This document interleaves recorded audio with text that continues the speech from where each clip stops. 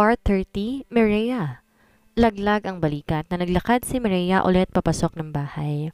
Naabutan niya ang kambal na sa living room at isa-isa ng binubuksan ng mga laruan na dala ni Rovan para sa kanila. Elijah, Eliana, hindi ba't bilininan na kayo ni Mommy na bawal kayo makipag-usap sa stranger? Seryosong tanong niya sa mga ito. Napansin niyang nagtitigan pa ang dalawa bago sumagot si Elijah.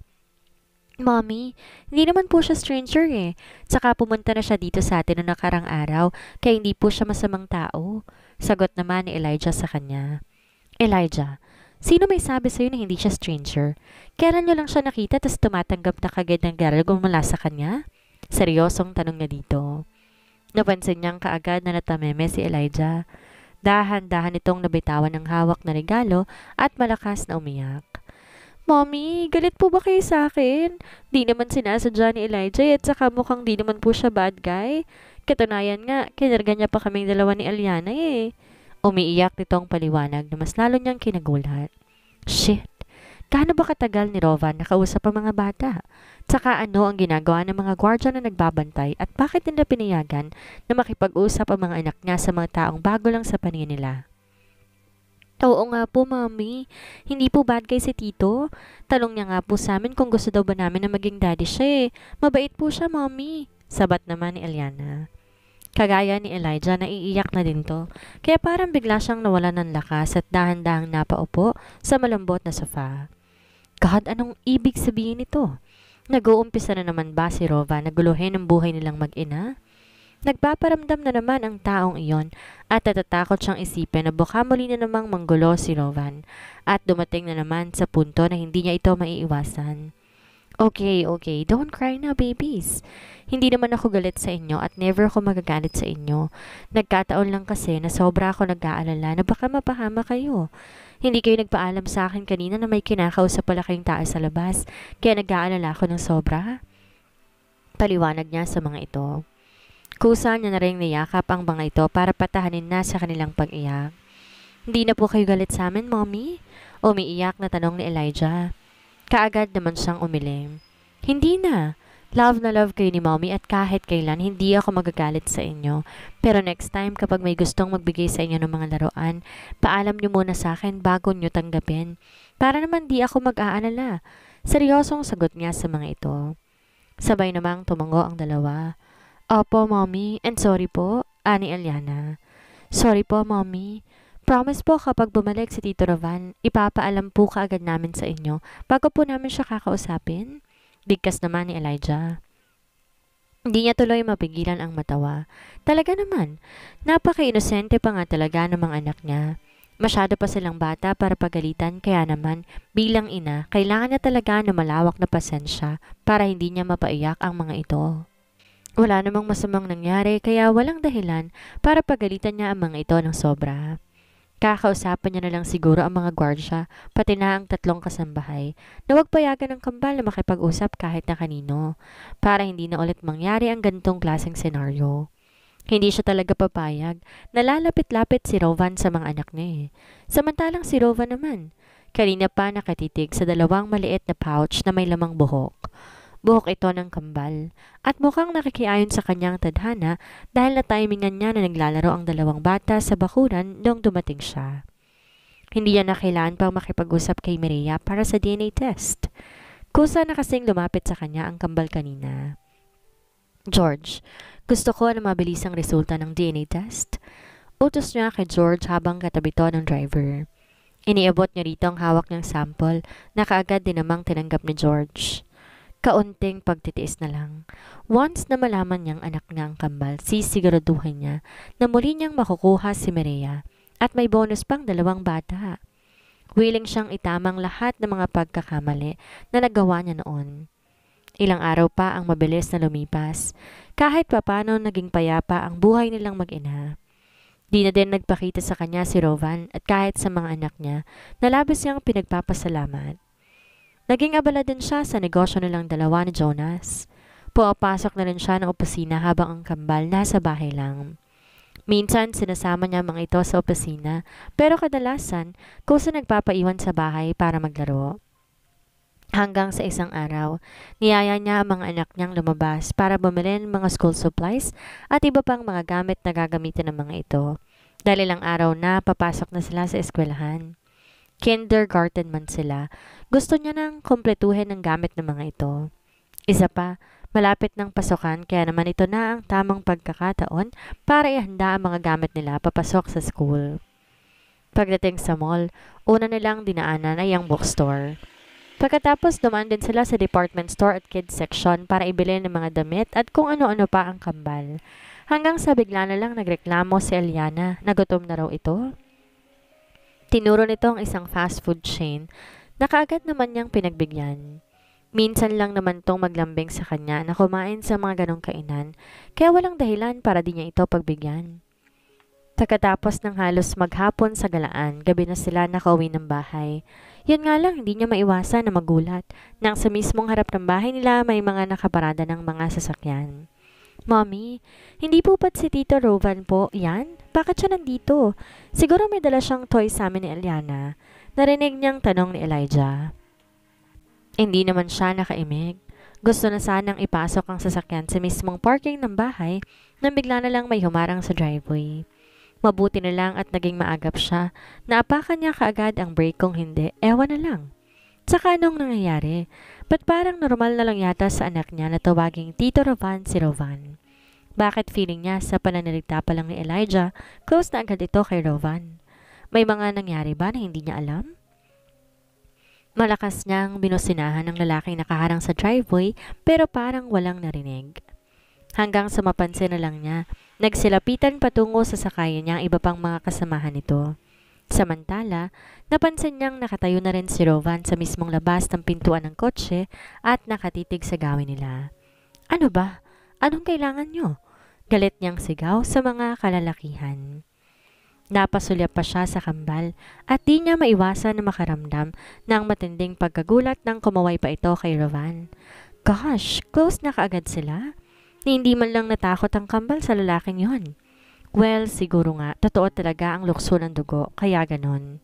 Madam, sorry po pero kailangan niyo pong sumama sa amin? Kakausapin daw po kayo ni sir. Sagot naman na isa sa kanila. Pakiramdam niya, bigla na namang sumakit ang ulo niya sa sinabi nito.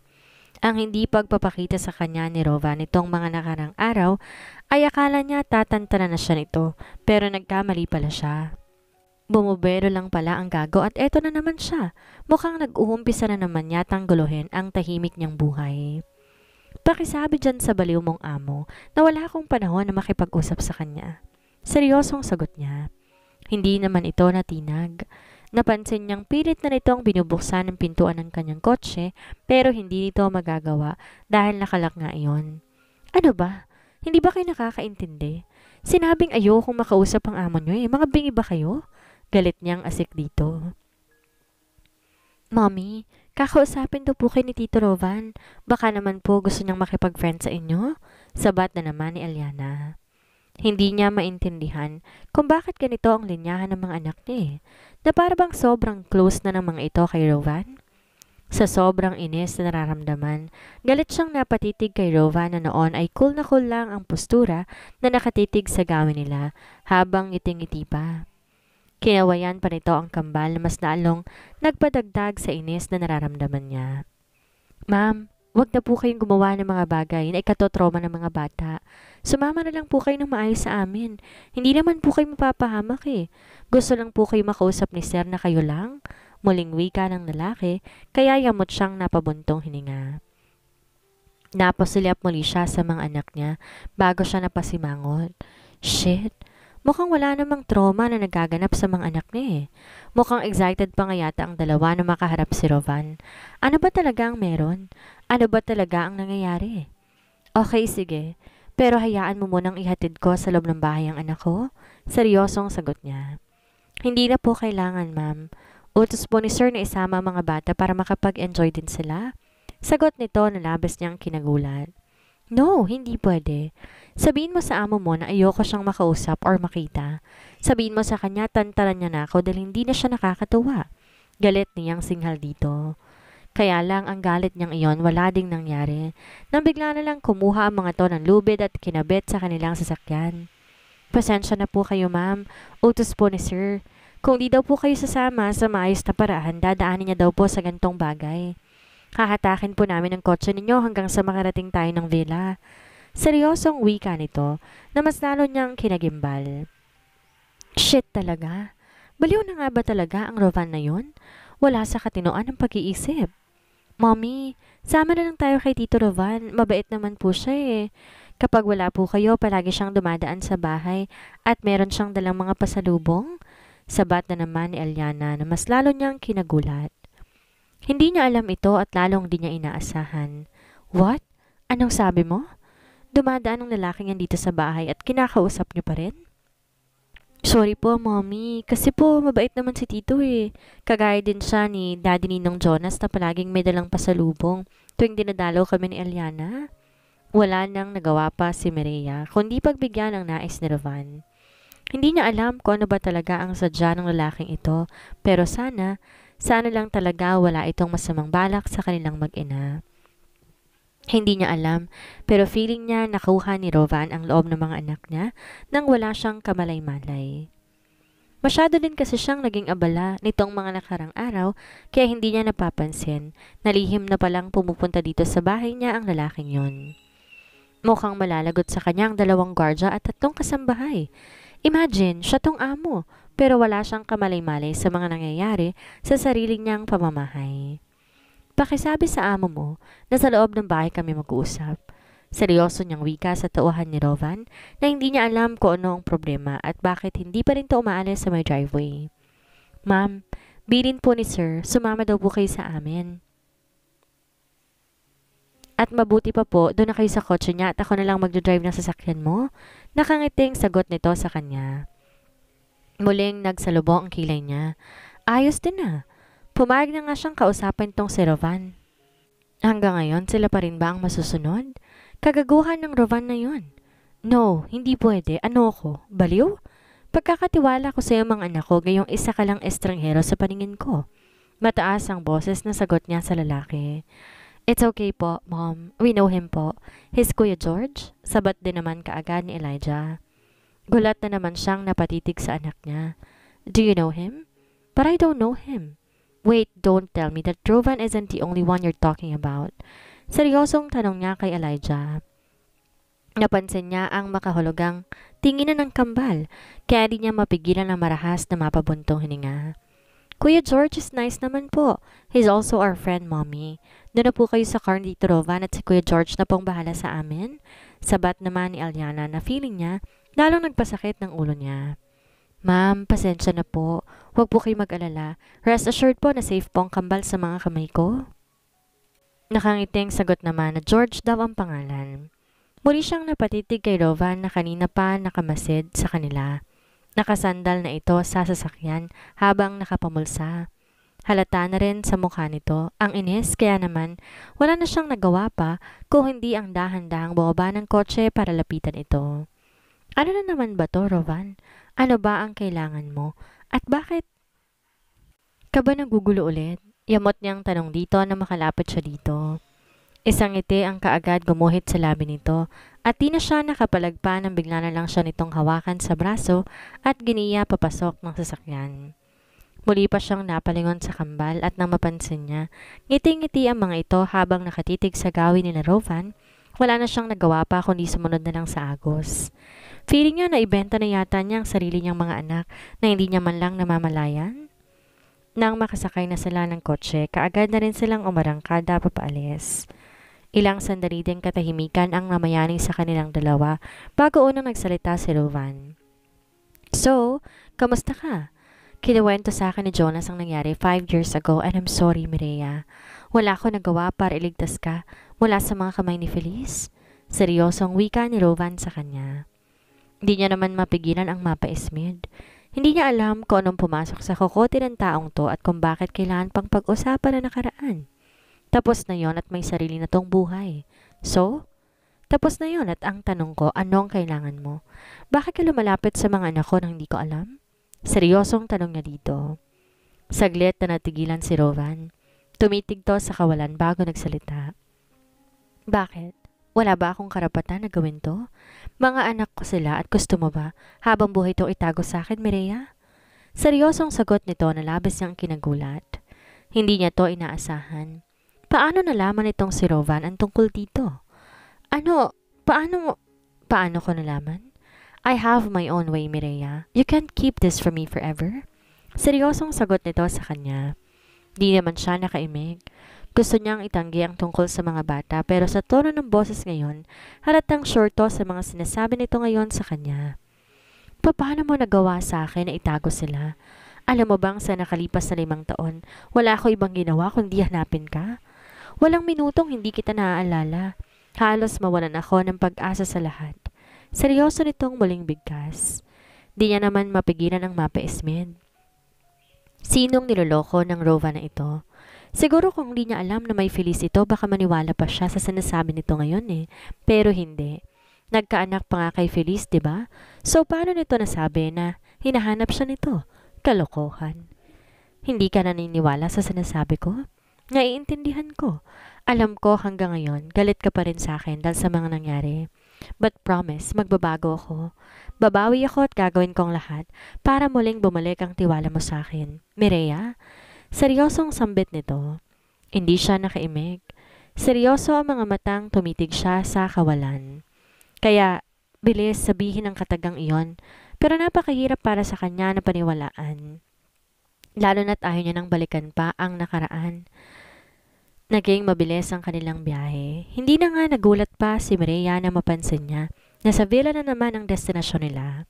Hindi niya alam kung ano ba talaga ang gustong mangyari ni Rovan.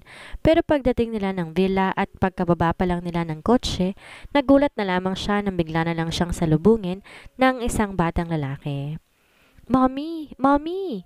Tawag nito habang patakbong sumalubong sa kanya at mahigpit siya nitong niyakap. Hindi niya alam kung ano ang ire-react niya.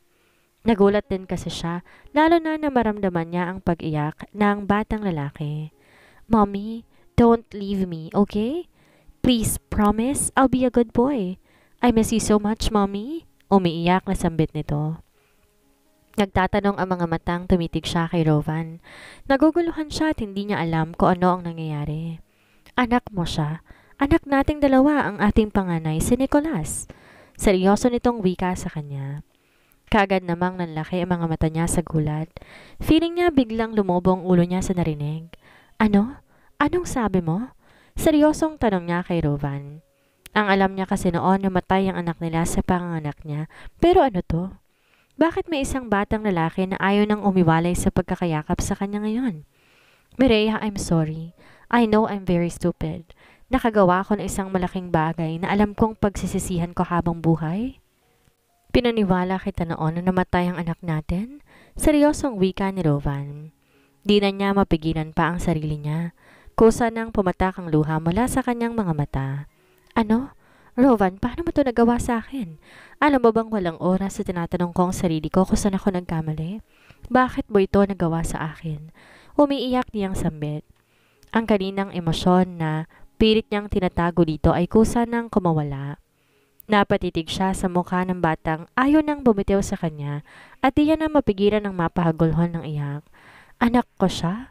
Ang anak ko, umiiyak niyang sambit. Wala sa sariling mahigpit niya itong niyakap. Mommy, Mommy, I love you. Don't cry na po. Hindi po ako bad, Mommy. Umiiyak na wika naman ni Nicolas. Hindi. Alam kong hindi ka bad pero hindi ko talaga mapigilan ng maiyak. Nandito ka. Buhay ka, anak ko. Umiiyak niyang sambit. Samantalang si Rovan, di niya na naman mapigilan ang maluha. Labis na pagsisisi ang nararamdaman ng puso niya ngayon. Masyado rin siyang kinain ng matinding konsensya. Ano ang nagawa niya? Gaano ba siya kalupit noon para gawin to sa kanyang mag-ina? Ngayon niya lang din lubusang na-realize kung gaano nasaktan si Mireya. Na makita niyang halos ayaw maghiwalay ang mag-ina sa yakapan, kusa niyang nihakbang kanyang mga paa paalis. Gusto niyang ibigay ang moment na ito kay Mireya at sa anak nilang si Nicolas. Alam niya kasi sa sarili niya na maraming mga araw at taon ang nasayang dahil sa pagiging makasarili niya. Sakto naman sa pagtalikod niyang yon, dumating na rin si George. Kasama nito ang kambal kaya mabilis na tong sinalubong. Tito Ravan, tawag ka agad sa kanya ni Elijah. Di niya mapigilang malungkot na mapangiti. Tito? No. Hindi siya dapat tawaging tito dahil siya ang ama ng mga batang to. Dugo at laman niya na 5 taon niyang hindi nakasama. Kung ano ang ginawa niya kay Mireya noon, bumalik din sa kanya ngayon. Di niya nakasama ang anak niya ng ilang taon dahil nilihim din ito sa kanyang lahat-lahat. Galit din sa kanya si Mireya kaya nangyayari ito ngayon. Ano ang nangyayari sa kanilang dalawa ni Mireya? Gaano ba kalaki ang pagkakamali niya? Bakit nangyayari ito? Bakit kay daming mga araw na nasayang sa pagitan nilang dalawa na babaeng labis niyang minahal? Isa ba siyang inutil? Wala ba siyang kwentang tao at ama? God! Gusto niyang itama lahat ng pagkakamali na nagawa niya. Gusto niya na ng buong pamilya. Tito, sino po yung boy na kahag ni Mommy? Inosenteng tanong sa kanya ni Eliana. Napalhod siya sa harapan ng mga ito para pumantay ang taas niya sa height ng mga ito. He is your Kuya Nicholas. Mamaya ipapakilala ko siya sa inyo. Nakangiting sagot niya sa mga ito. Napansin niyang nagkatinginan ng kambal. Halata ang pagkalito sa inosente nilang mukha. Brother, how did we become his brother, Tito? Nagtatakang tanong ni Elijah. Muli itong tumitig sa gawin nila Mireya at Nicholas na halata sa mukha ang pagsiselos. Dahil anak ko si Nicholas, ay anak ko rin kayo? Pikit mata niyang sagot kahit na ang totoo, natatakot siya sa magiging reaksyon ng mga ito. Kusa na siyang magpapakilala na siya ang ama dahil hindi niya na nga talaga kaya. Gusto niya na makasama lahat ng anak niya sa iisang bubong. Gusto niyang magpakaama sa kanilang lahat at higit sa lahat, hindi niya nabibigyan pa ng pagkakataon na makalayo ulit si Mireya sa kanya. Po, kayo po ang daddy namin? Gulat na sagot ni Eliana. Naluluha naman siyang tumango. Yes, ako ang ama niyo mga anak. I am sorry kung bakit ngayon lang tayo nagkasama pero sana patawarin niyo si daddy. Promise hindi ko nahayaan pang muli kayong mawalay sa akin. Mahal na mahal ko kayo anak. Umiiyak niyang sambit. Napatitig siya kay Elijah na noon, blanko ekspresyon ng mukha na nakatitig sa kanya. Nagtataka pa siya dahil parang di man lamang ito nagulat. Elijah, I love you. I'm your father and I know po. Sagot naman ni Elijah na labis niyang kinagulat. Noon pa po alam ko na. Narinig ko na po ang pangalan niyo habang nag-uusap sila mommy at daddy Ninong Jonas. Pero bakit ngayon? Kung love mo kami at si mommy, bakit palagi ko siyang nakikita na umiiyak tuwing gabi? Inosenteng tanong ni Elijah sa kanya. Di naman siya nakaimik. Muli siyang napatitig kay Mireya na nooy pilit pang pinapatahan si Nicholas na patuloy pa rin sa pag-iyak habang nakayakap dito.